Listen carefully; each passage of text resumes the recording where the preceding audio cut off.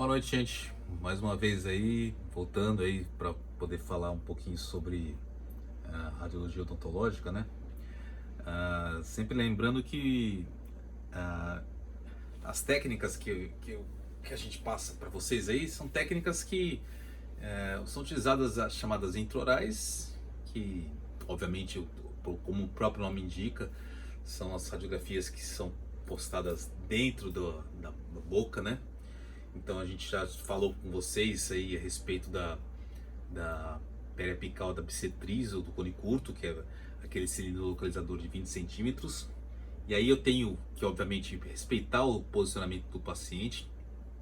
Visto o paciente de frente, eu tenho aquela noção de plano sagital mediano perpendicular ao plano horizontal, que corta o paciente bem no centro, né?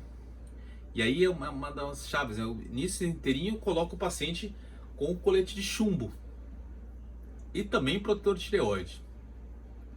Visto o paciente de lado, eu tenho aquele plano de Camper que eu comento com vocês. Não sei se eu consigo ver aqui, mas vamos lá, né? Tem o plano de Camper que é... Vamos ver se eu chego aqui, gente. Tô passando, tô indo pra frente e pra trás, né?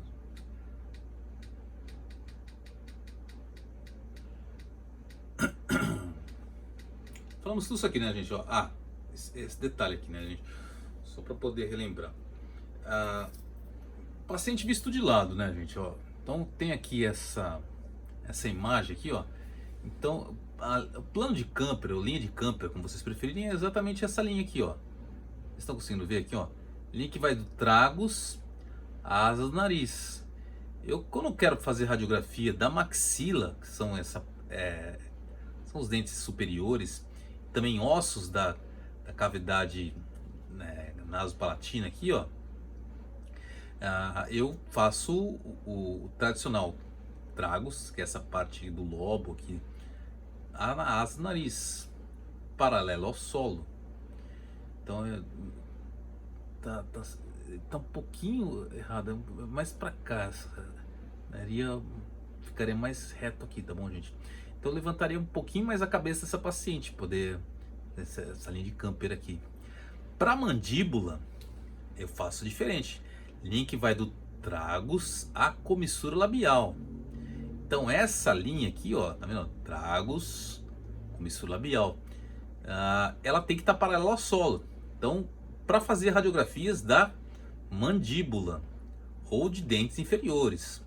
Mas como eu estou falando, eu não estou querendo observar somente elemento dentário, gente. Não é essa a minha interação.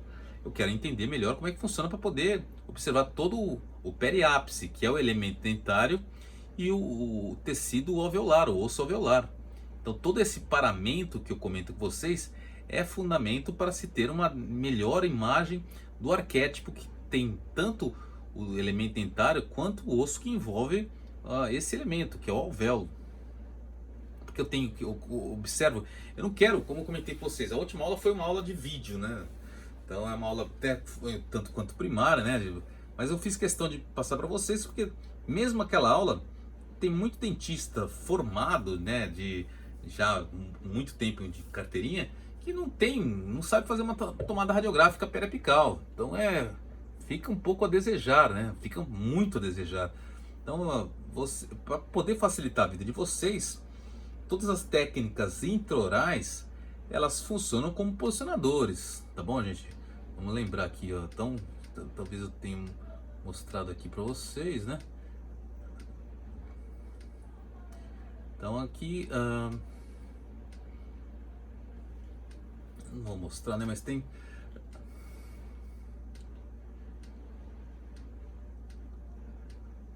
Essa é a radiografia oclusal, viu, gente? Vocês lembram que eu comentei com vocês?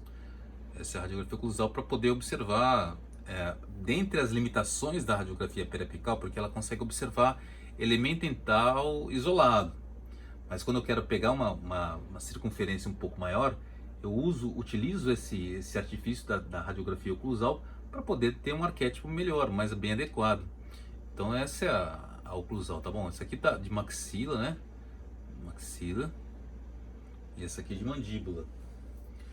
Mandíbula a gente consegue observar se, por exemplo, eu quero fazer uma cirurgia para saber se ele está para a região vestibularizada ou está para a região lingual. Então aqui eu vejo, eu tenho 3x3 aqui, ó, eu vejo uma lesãozinha aqui, ó. Tá vendo? Essa restauração mais radiopaca aqui, ó, é uma restauração de amálgama. Então, essa aqui é antiga, nem se utiliza mais esse tipo de restauração, viu, gente? Só para a gente ter uma certa noção. A gente coloca resina fotopolimerizável, que tem uma certa radiopacidade, mas não fica isso aí. É radiografia de um elemento de amálgama, que é limália e mercúrio. Então, essa aqui são as classificações das fissuras. Aqui, ó, uma fissura pré-forame incisivo, porque o forame incisivo está aqui, né?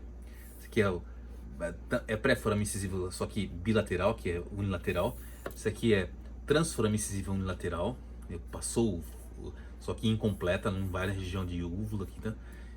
Porque o forame incisivo fica aqui. Essa aqui é uma região, uma fissura transforame incisivo bilateral, incompleta, né? Porque não chegou aqui na região de úvula, mas ela já tem essa pré-maxila formada. Essa aqui é uma transforame incisiva unilateral completa, transforame incisivo bilateral completa, uma pós-forame incisivo completa, uma pós-forame incisiva incompleta, só região de úvula. Isso aqui, essas duas aqui são mais raras de acontecer, mas acontece, viu, gente? Então é a mesma coisa. O que eu tenho que saber, às vezes eu não preciso nem ficar decorando a classificação de espina. Tudo bem, aqui em Bauru, no centrinho, a gente trabalha com a classificação de espina, modificação 1972, onde a gente utiliza sempre com base o forame incisivo aqui, tá bom, gente? Então essa pré-maxila, quando é formada bilateral, completa aí, ela forma aquela face mais que parece fala lábio leporino. Por que fala lábio leporino? Porque lembra a lebre, né, gente? Então é um termo que não é utilizado atualmente, mas tem que ser respeitado. Em alguns locais aí do Brasil aí fala lábio leporino. Então a gente tem que respeitar, porque tá nos diáconos de referências bibliográficas. Então nesse exemplo aqui vocês podem printar depois e usar essa imagem também para poder chegar a um denominador comum. Tá ok, gente? Isso aqui é uma imagem específica do centrinho, só para poder demonstrar. Não mostrei ainda muita imagem para vocês, mas até para poder observar que aqui é um centro de excelência onde se tem a visualização. Na hora que eu mando esse paciente abrir aqui, eu consigo observar o septo nasal desse paciente bem aqui e as conchas nasais superior, médio e inferior. Como eu comentei nas aulas anteriores com vocês, se é problemático simplesmente quando a gente está comendo alguma coisa e vai um arroz para nasofaringe, na orofaringe, aí, a gente começa a ter um desconforto e dói pra caramba.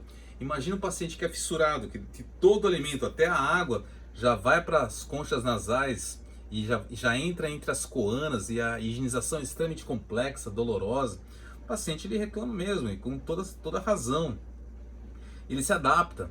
E mesmo depois de todo o tratamento, todo o arquétipo que a gente comentou com vocês, ele tem que reorganizar a sua vida, porque ele tem que reaprender a falar, porque a vida inteira, e eu estou falando de pacientes que já são cronificados, né? Tem paciente que a gente pega lá que já passou dos seus 50 anos. Ele tem, como é que faz? O cara já está com filho, já está com...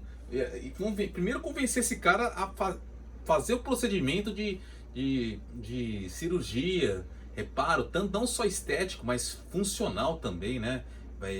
Não tem aquela voz nasalizada a mais.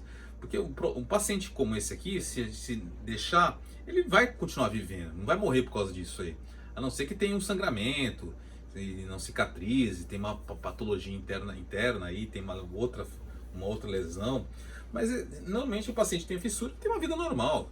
Ele consegue se adaptar. O ser humano, ele tem uma possibilidade de readaptação muito grande. O ser humano é um camaleão, né? Eu falo brincando aí de maneira jocosa, mas é verdade. Então, mas esse é o grande porém. Por que o indivíduo vai fazer uma cirurgia depois que já tem um filho, já tem neto, já está sua vida estabilizada, já está no interior lá não vou falar nome de cidade, mas tem algumas localidades que são bem longínquas, né? Que o paciente não quer mais fazer tratamento. Então convence o paciente por quê? Porque ele vai ter uma qualidade melhor de vida. Ele só vai dar conta dessa qualidade de vida depois que ele fizer todo o reparo. Ele fizer uma zetaplastia, uma reinserção, giro reverso aí para poder ter um reparo desse rebordo aí. o reparo dessa asa do nariz, que a asa do nariz toda ela sincronizada. Então, se eu tiver essa asa do nariz voltada, o rebordo com enxerto colocado aqui, colocação do aparelho ortodôntico nesse paciente aqui e a zetaplastia e reinserção dessa área colocada aqui para poder reparar esse rebordo.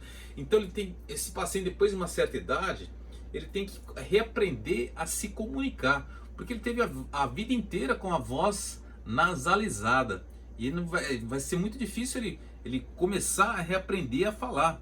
Imagina, se é difícil para a criança, né, voltar a se comunicar, mesmo recém-nascido, porque até para se alimentar dói pra caramba, e essa parte da amamentação é um fiel escudeiro de comunicação entre a mãe e a criança, começa a ficar deficitária. Imagina o indivíduo que já tem uma certa idade, tem que reaprender a falar. Então, para ele, esse fato que para todo mundo gostaria de fazer, eu quero fazer essa cirurgia para reparar rapidamente todo esse processo de alteração bucosinusal, né? Essa comunicação, só que ele se acostumou. Felizmente, infelizmente, a família sabe que já tem aquela halitose, porque é muito difícil higienizar conchas nasais, coanas, os pacientes sentem dor, mas por incrível que possa parecer, o paciente ele consegue se adaptar, ele consegue entrar num pormenor de higienização, e ele faz dessa vida dele um fator convencional. Então, qual que é o quesito para convencer um paciente a uma certa idade para poder fazer o reparo? Porque não é só estética. Eu falo assim, mas eu já tive meus filhos, já estou casado, não estou querendo mais fazer por estética.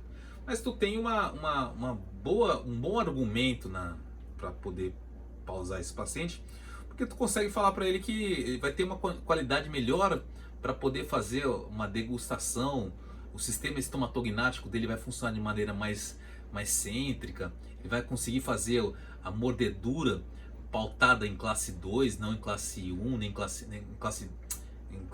2, nem em classe 3, ele vai morder em classe 1, que é o pilar de face, que é canino e molar, vai estar vestibularizado, superior aí. Então vai ter uma qualidade melhor de vida.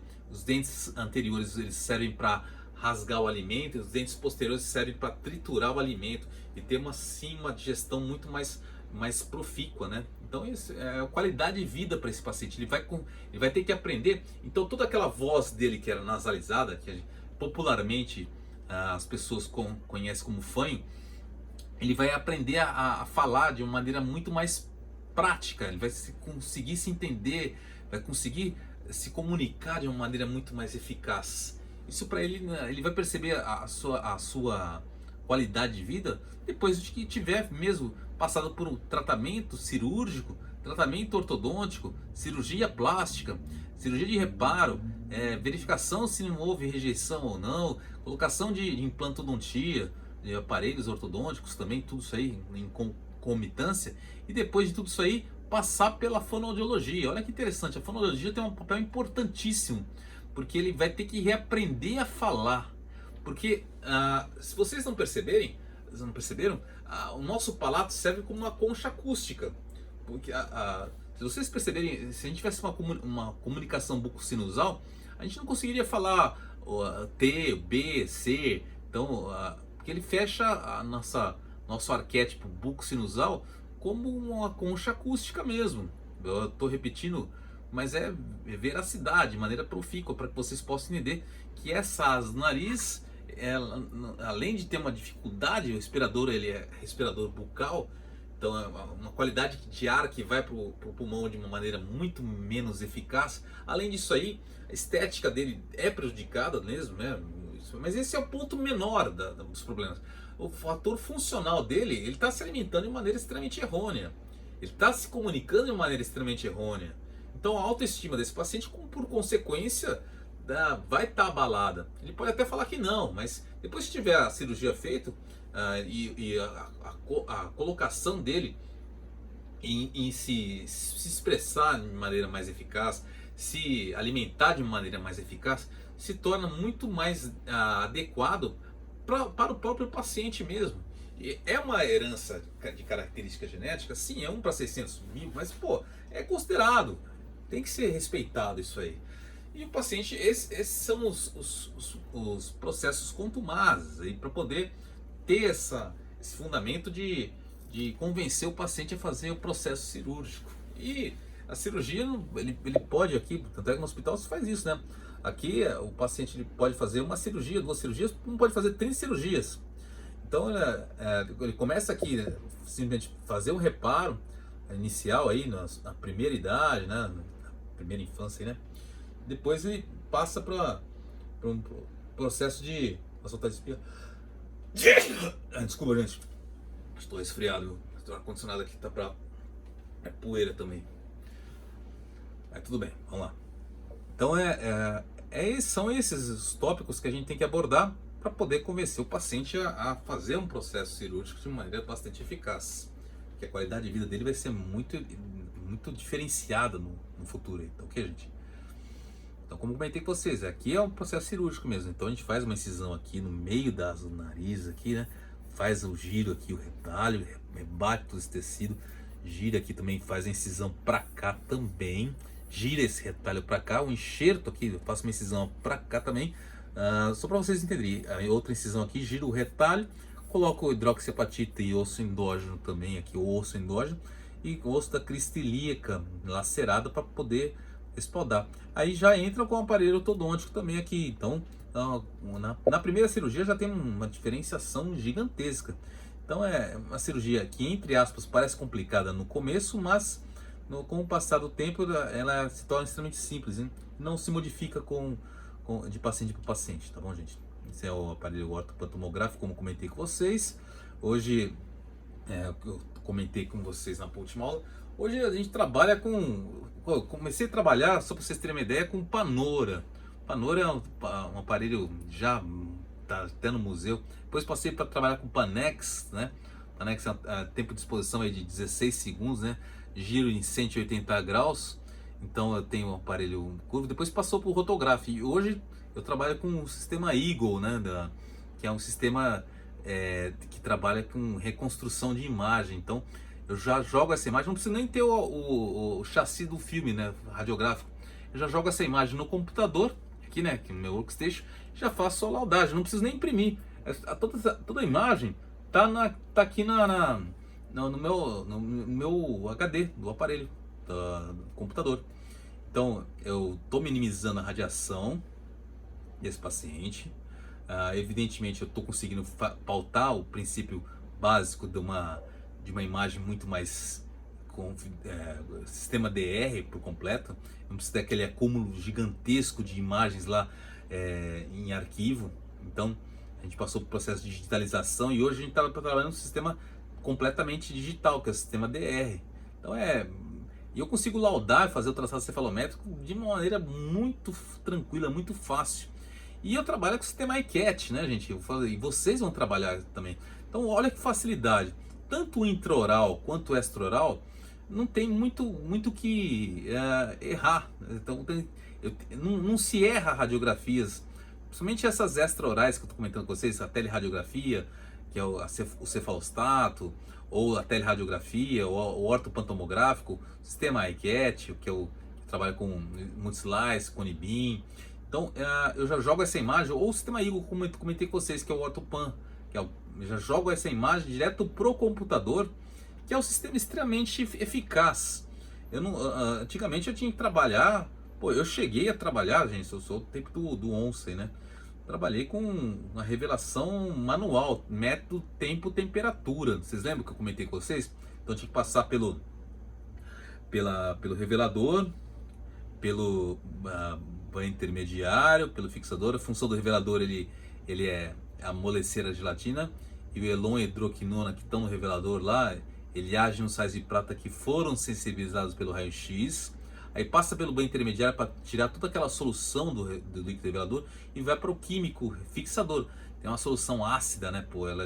Ela tira vinagre, mancha jaleco pra cacete, né? Desculpa falar cacete, mas pra caramba, né? Então é exatamente esse ponto aí. Só que é uma solução que é extremamente ácida, né? E causa até um efeito deletério na câmara escura, né? É um cheiro que acaba fazendo com que o indivíduo tenha cefaleias, dor de cabeça gigantescas aí. E é um produto químico muito agressivo, né? Então tome um pouco de cuidado com relação a esses tópicos aí. Mas eu comento com vocês, hoje isso não existe mais. Depois disso eu comecei a trabalhar com método de revelação automática, né? Que passava lá pelo revelador, já era revelador, fixador e banho final e secagem. Então tempo aí rapidinho. Quanto mais aquecida for a temperatura, mais rápido a formação da imagem, transformação da imagem latente em imagem visível a olho nu. Rapidamente a gente formava isso aí, tá ok, gente? E agora não, só que nem precisa disso mais. Pô, que maravilha! Eu não preciso gastar com ecrã intensificador de imagem, não preciso gastar com porta-filme, não preciso gastar com mais nada disso aí. Eu tenho simplesmente a imagem que é jogada nessa posição aqui, que é o sistema Eagle, jogo lá pro meu workstation, lá pro meu... Eu faço a laudagem já, o traçado cefalométrico de acordo com o que eu quero.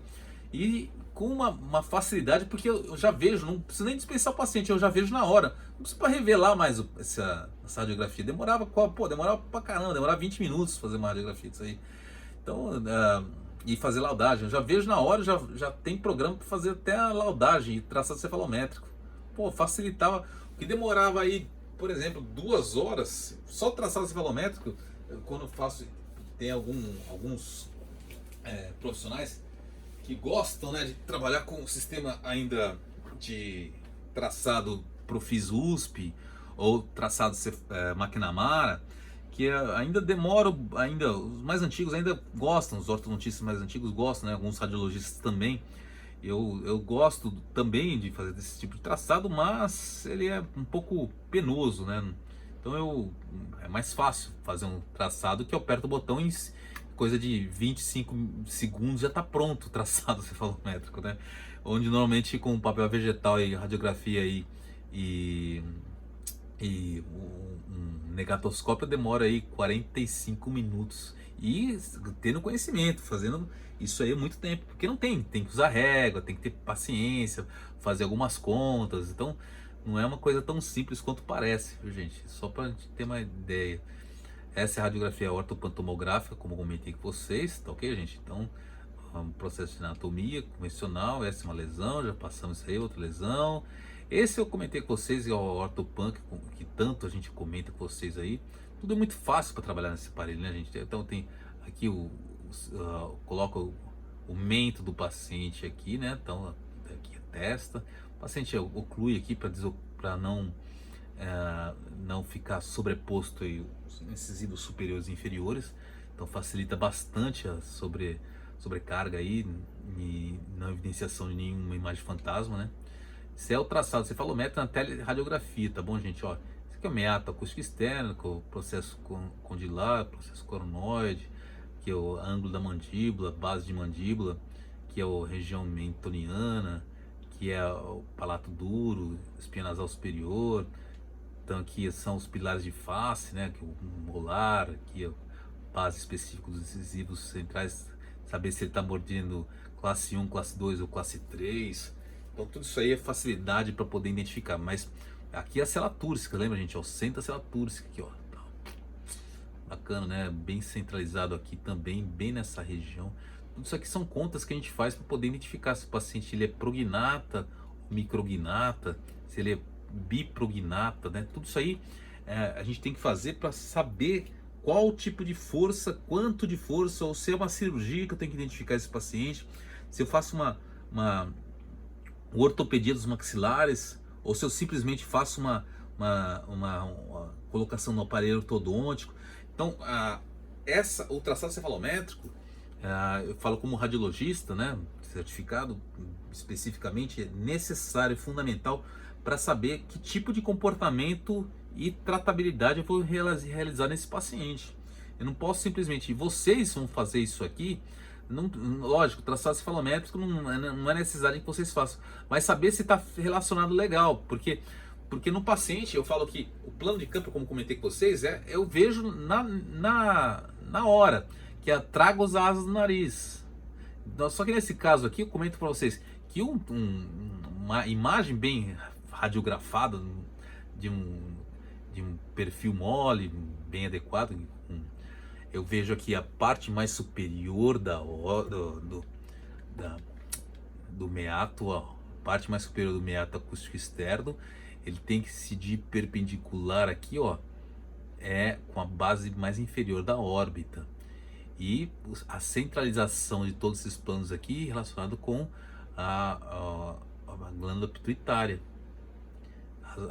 Processo clinóide anterior, processo clinóide posterior, bem delimitado também, relacionado exatamente com a base da espinha nasal.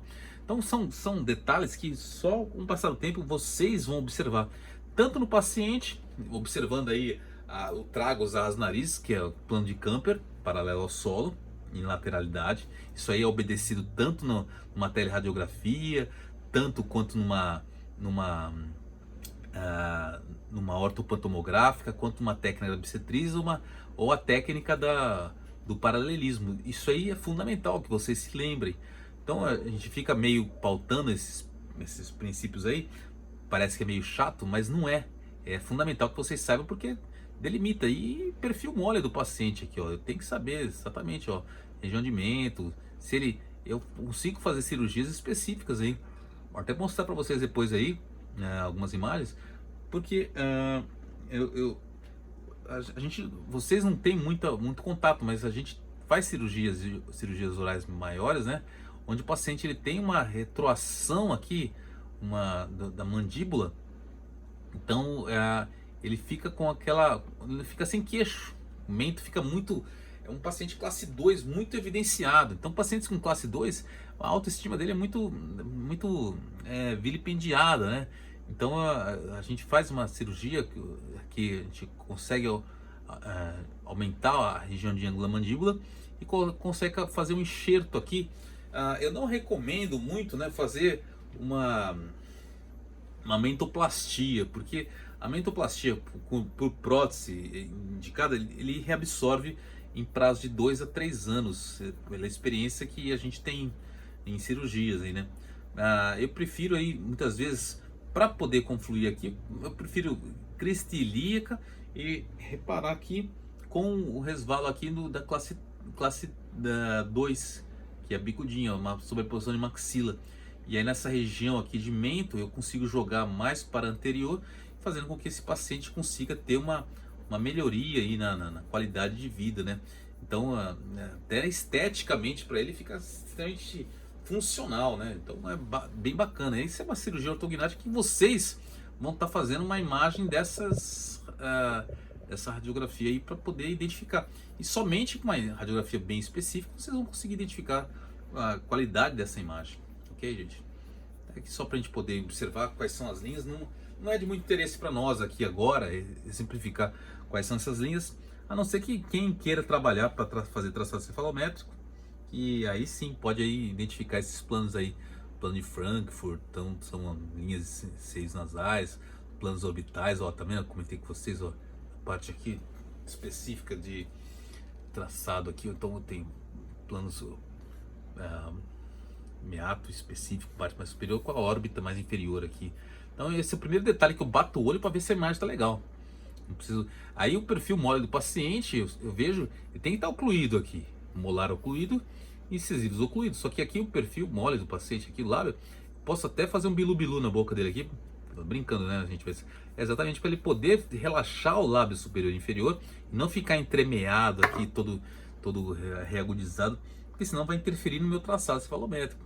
Então eu preciso saber exatamente onde é que está os traçados para poder ter uma adequação e saber quanto de força ou quanto de energia ou quanto de substrato de análise de enxerto eu vou ter que fazer nesse paciente. Se ele é um classe 1, classe 2, classe 3, se eu procedo com cirurgia ortognática, ortopedia dos maxilares, ou só ortodontia, ou simplesmente eu faço um tratamento estético, porque hoje tem um problema da chamada harmonização facial muito eloquente na atualidade. Então são determinantes que a gente vai ter que identificar com conhecimento. E vocês, batendo o olho na imagem radiográfica, na hora vocês batem o olho e identificam isso aqui. Depois dela feita também, básico, fundamental. Esse aqui é o programa, viu, gente? Normalmente eu costumava fazer isso aí muito, né? Hoje nem tanto, porque qualquer documentação ortodôntica, a gente já tem programas tipo o Ortho Manager, né? Que é um programa que a gente coloca lá, só já automaticamente a imagem já é traçada lá, já tem o traçado completamente funcional. O programa desse aí custa $5.000, é cotação em dólar. Então e funciona de maneira adequada. Varia muito, é, alguns ortodontistas que gostam do traçado McNamara, outros gostam do Profis USP. O que mais aqui na região do Bauru, aqui região, mas saiu a metodologia Profis USP, né?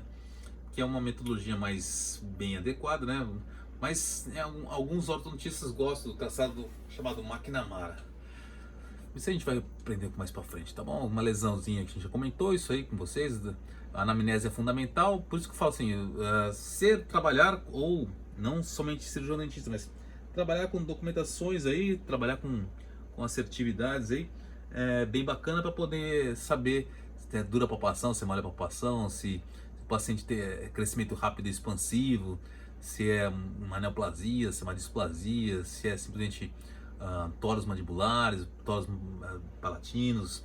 Então são fundamentos aí, ou cistos, ou queratos, ou meloblastomas. Então identificar se é uma patologia benigna, uma patologia de comportamento mais agressivo. Então isso é fundamental que vocês tenham como prioridade ao bater o olho, né, na imagem, porque a imagem ela grita aos olhos do bom operador, né, operador de imagem. Então fala que é uma imagem, bater o olho aí, tanto na anamnese, então eu confluo essa imagem, não é nem na biópsia, viu gente? Eu vejo essa imagem, faço a anamnese, tá dura a palpação, crescimento na imagem, tá com as bordas não definidas, né? Como eu comentei com vocês nessa imagem aqui, ó. Puta, olha o tamanho dessa lesão aqui.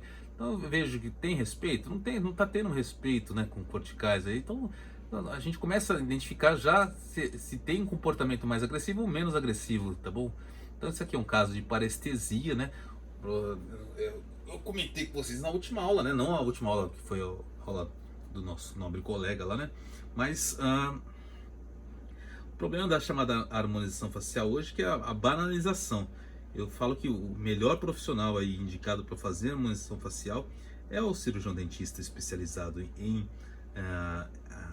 HF, né, que é a harmonização facial. Mas tem que se preparar, não é que o cara tem capacidade, pode causar uma parestesia ou uma paralisia, que é esse caso aqui que comentei com vocês. Chega muito facilmente o paciente, só que nesse caso ela não teve um decaimento pupilar aí, sabe? E normalmente acontece muito por causa do infraorbitário. Quando lesionado o nervo facial ou lesionado o nervo infraorbitário aí também, ou o trigêmeo, eu tenho um decaimento da pupila aí, né? Na pálpebra, perdão. Tem um decaimento da musculatura também. E eu falo assim que é atrofia por desuso. Então se eu não estou conseguindo contrair e relaxar essa musculatura, concomitantemente eu não consigo também promover a musculatura, que é o risório, o zigomático, o glabelar, submitoniano, tudo isso aí eu não consigo promover. Então nem piscar esse paciente consegue. Então ele vai sorrir, difícil. Então tem casos aí onde o indivíduo vai fazer uma cirurgia terceiro molar incluso impactado, semi-rompido, não erupcionado, que normalmente ele vai lá remover a lesão do folículo pericoronário e próximo dele está muito adjunto o canal mandibular, que vem lá do trigêmeo, que é o quinto par da inervação.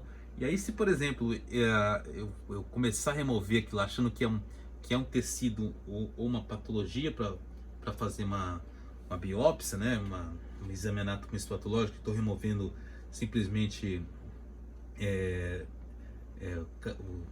o nervo trigêmeo, minha Nossa Senhora, vai dar uma dor de cabeça, gente, isso aí. E não tem jeito, nervo lesionado, nervo rompido, é a mesma coisa que uma paraplegia, viu gente? Não tem o que fazer para poder reparar. Rompeu a inervação, mesmo cirurgias que são feitas próximas à região inervada, ela causa uma parestesia que pode durar até 6 meses, fazendo tratamento fisioterápico, gente. Imagina eu pegar e romper coisa que já aconteceu com um aluno meu. Então eu estava orientando o aluno tirando lá, tirando e rompendo. Eu falei, ó, o tamanho dessa lesão, professor, que legal, o tamanho dessa lesão. Pô, aqui não é lesão, isso é nervo mandibular, puta da vida, meu. Quer dizer, aí faz o quê? Prepara que é processo, né, gente? Não tem paciente bobo mais. Por isso que eu comento com vocês, saber uma correta anatomia, saber identificar. E eu falo que a banalização da harmonização facial, ela tem seus prós e tem seus contras. Eu falo que é mais contra, né? Porque, lógico, não fica cerceado ao dermatologista, né? Mas, por exemplo, o indivíduo ele tem que conhecer bem a anatomia, tem que conhecer a musculatura da face, tem que saber onde fica o zigomático, o isório, o masseter, o temporal, saber onde é que fica todo o orbicular da boca, o orbicular do olho, para poder colocar o ácido hialurônico, colocar também lá a toxina botulínica, não importa o que vai ser feito, mas tem que ter conhecimento. Esse é o ponto pacífico. Dá um pouco mais de zoom para poder falar um pouco melhor sobre isso aqui, né? Tá ok, beleza. Falamos bastante isso aí, já falamos isso aqui. Dentição. Então tu fala assim que a diferença da dentição primária, da dentição decídua e da permanente é que na dentição decídua a ausência do que, gente? Lembra? Vocês têm que lembrar isso aí, hein? Ausência dos premolares e ausência dos terceiros molares. Então são 3 elementos dentários em cada hemiarco, ok, gente? Então os dentes são menores, são mais esbranquiçados, porque, lógico, a gente vai desenvolvendo, vai passando pela primeira infância, chegando na adolescência e vamos trocando. Essa interim entre a dentição decídua e a permanente, nós temos a dentição mista. É aquela fase onde parece um mapa do inferno, né? Porque tem lá dente decíduo, dente permanente, tudo junto, é a fase de patinho feio. Então o moleque normalmente ele tem aquela face que não dá parece que tem uns dentes de cavalo, né? Eu falo brincando, mas é verdade. Mas é natural que isso aconteça, porque tem o diastema. Diastema é a separação dos dentes anteriores, superiores ali, que é normal, porque não rompeu lá os premolares ainda. Na hora que os premolares romperem, se tem espaço adequado, ele não vai ter um apinhamento. Se não tem espaço, por exemplo, herdei os dentes do pai, arcada dentária da mãe, não tem espaço para aquilo lá, tudo. Então haverá um apinhamento, não é encavalamento de dente, por favor, gente. Então não falem isso. 2 coisas que eu vou pedir para vocês de maneira pormenorizada: não falar encavalamento, que o caso é apinhamento de dente, e não falar também mandíbula superior e mandíbula inferior. O que pode ser falado são ossos maxilares. Então pode até colocar maxilar inferior, tudo bem, é plausível, mas não é também correto. Então, primeiro é maxila para região superior e mandíbula para a região inferior. Por favor, viu, gente? Então, sempre for comentado nessa região aqui, ó, isso aqui é maxila, tá bom, gente? Daqui para cima são ossos da maxila, aqui ossos da mandíbula, dentes que estão inseridos nessa região trabeculada, tá bom? Então, na dentição permanente, ele se faz aí 32 dentes.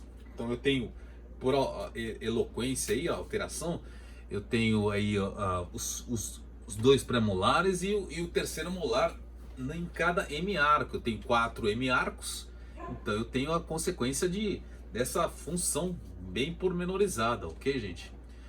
Então aí a gente comentou sobre as indicações, então tá aí tanto a decídua quanto a permanente. Vocês podem dar um print nessa, aí fica bem fácil para poder identificar. Só para lembrar, né, gente? Então, na dentição permanente é numeração 1, 2, 3 e 4, sentido relógio, sentido horário. E na dentição decídua, ó, 5, 6, 7 e 8. Mas aqui tem, ó, central, lateral, canino, 2 molares. E aqui não, tem, ó, central, lateral, canino, 2 pré-molares, 3 molares.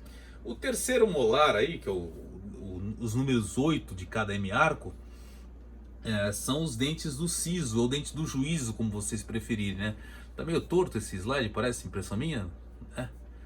Parece os prédios da minha cidade lá de Santos, né? Peraí, vou tentar ver se melhora, né? Melhorou? Piorou? Mas tudo bem, vai ficar assim mesmo, velho. Mas é exatamente esse. Opa, peraí. esse é o ponto, né, gente? Então, a gente distribui. E tem gente que tem agenesia. E como tem gente que tem supranumerário. Eu já fiz extração de gente aí com, porra, com 4, 5 terceiros molares. Né? Tirava dente e aparecia mais dente. Tirava dente. Então o cara é. No passado isso era bacana, porque a gente precisava se alimentar na briga para poder competir com animais, pô. Então tu tinha que comer e ter a mandíbula e a maxila muito bem forte. A tendência nossa é ter uma atresia mesmo, tanto de maxila quanto de mandíbula, porque a gente está cada vez comendo menos alimentos duros, né? No futuro mesmo a gente começar a comer tudo alimento muito mais bem facilmente digerível, né? A digestão se inicia na boca, viu, gente? E é verdade mesmo, parece papo furado, mas é verdade. Se inicia na mucosa jugal, porque ela entra em contato primeiro com uma enzima que tem na saliva, que é chamada pitialina. Ela interage com o bolo alimentar para fazer a fragmentação e fazer a quebra da chamada lise proteica. Então ela fragmenta, né, e começa a diluir. Então a digestão se inicia pela boca, é verdade. Depois ela entra em contato com o sistema gastrointestinal, porque ela libera e entra em contato com a pitialina, a peptina e a peptônia, né? E também com ácido clorídrico para fazer também essa quebra dessa lise proteica aí. Então a dentição ela é de fundamental importância, como eu comentei com vocês anteriormente. Primeiro, os incisivos, os dentes anteriores, eles servem para rasgar o alimento, os dentes posteriores servem para triturar o alimento. Quando começa a não ser feito de maneira profícua isso aí, eu tenho uma sobrecarga muito de um lado, principalmente quando o indivíduo começa a perder o dente, ele começa a idade chegar, então o indivíduo começa a morder de um lado e não oclui do outro, o antagonista começa a procurar contato, começa a ter o mesial começa a distalizar, o distal começa a mesializar, o superior começa a extruir, o inferior também. Então começa a desarranjar toda a linha média do paciente, o indivíduo começa a ter uma sobrecarga de musculatura de um lado do rosto e outra, envelhecimento precoce, afundamento fica com a boca chamada pé de chinelo mesmo, é verdade, a nomenclatura é essa mesmo, porque fica aquela face envelhecida, né? Muito mais evidenciada, porque é uma face mais pouco usual, a musculatura não está sendo utilizada, ela começa a atrofiar, simples dessa forma. E aí, indivíduos que fazem tratamentos de radioterapia, começam a apresentar xerostomia, então são todos patamares aí que a gente tem que saber e ter como fundamento. Isso aí é só para a gente poder identificar, já falamos isso aqui, face vestibularizada, palatina, mesial, distal, oclusal, incisal, já passamos isso aqui, não precisa falar mais nada, isso aqui também já passamos também. Elementos dentários já falamos bastante, tudo isso aqui, os planos, né? A evolução, tudo isso aqui a gente já comentou, né? Não precisa falar sobre os filmes, né? Então até que nem o filme a gente está utilizando mais, a radiografia digital aí está sendo enfática de maneira profícua, né? Então essa é uma radiografia ortopotomográfica, como eu comentei com vocês. Esses são os elementos chamados terceiros molares, tá vendo? Isso aqui é o germe dentário, não tem nem raiz aqui ainda, ó. Mas eu já tenho, a radiografia não está muito bem realizada isso aqui não, mas eu já consigo ver. Isso aqui não é lesão não, viu gente? Isso aqui é só imagem fantasma, né? Não é muito bem realizado não. E essa área está mais radiopaca porque é sobreposto aqui a coluna vertebral, a cervical desse paciente. Mas ó, eu consigo ver canino aqui, ó. Incluso impactado, sobrepondo aqui, ó. Não vai erupcionar não, viu gente? Ó, porque ó, tá tendo uma dilaceração, uma giroversão nessa imagem aqui. Mas ó, tá o germe dentário aqui, germe dentário. Então, o paciente aí deve ter os seus 11, 12 anos, tá bom, gente? Então, aqui mesma coisa, ó. Dente incluso impactado, já mesma coisa, lesão. Saber só se ele tá pro vestibular ou palatino.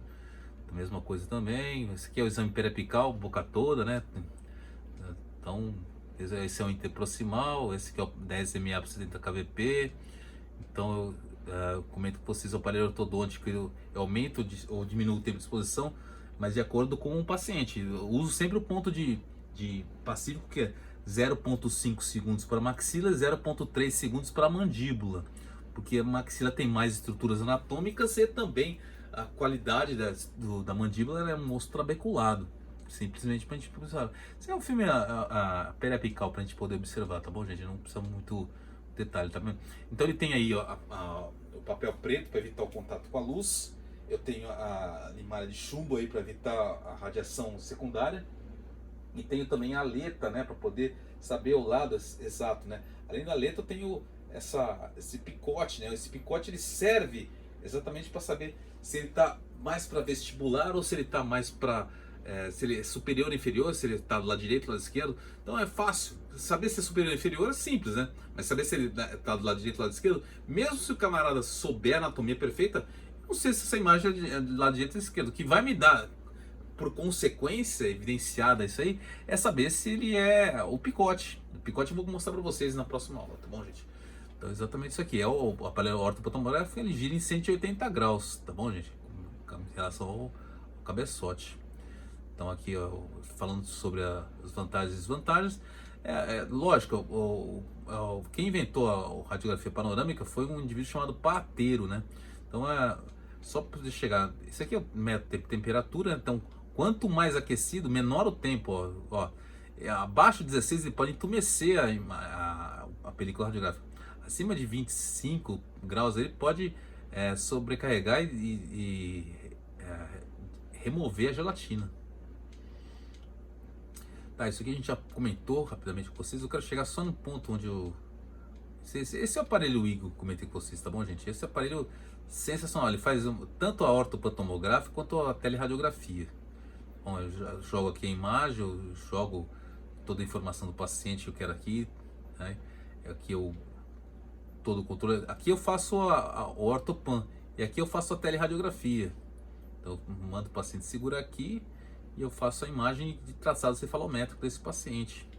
Esse aqui a gente vai começar na próxima aula, vamos falar um pouco sobre anatomia na próxima aula, tá bom, gente?